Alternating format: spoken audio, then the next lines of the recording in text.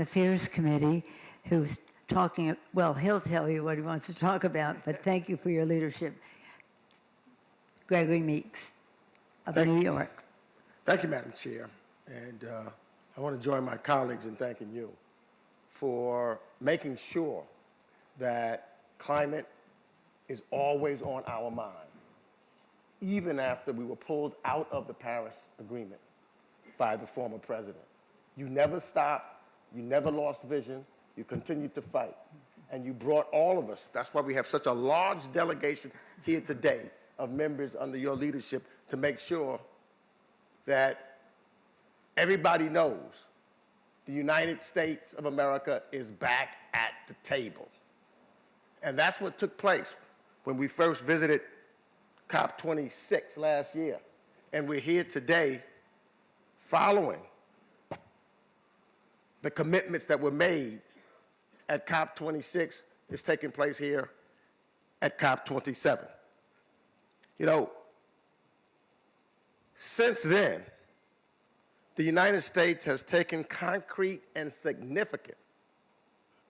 COP26, right after that, commitments were made, significant steps were taken, and most significantly, the passing of the Inflation Reduction Act, the most significant climate legislation in our nation's history.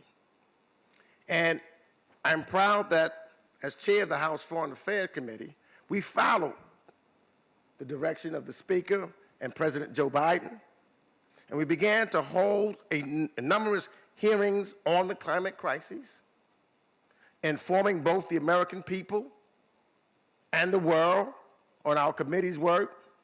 We've then worked very closely with the State Department and USAID to support initiatives that address climate change, many of which is in the historic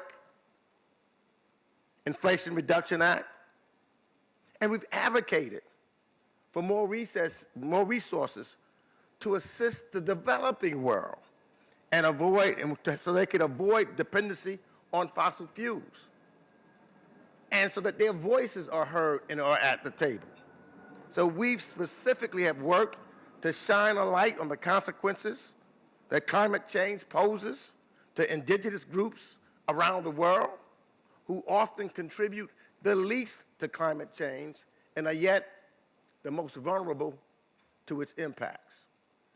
Just last week, in fact, I led a congressional delegation to the Pacific Islands, to Palau and Papua New Guinea and Australia, where we saw firsthand the outsized costs indigenous and local communities face from climate change, and how climate change is impacting citizens' ability to put food on the table and their ability to withstand storms that have now become more regular and more severe. In fact, we witnessed one while we were there.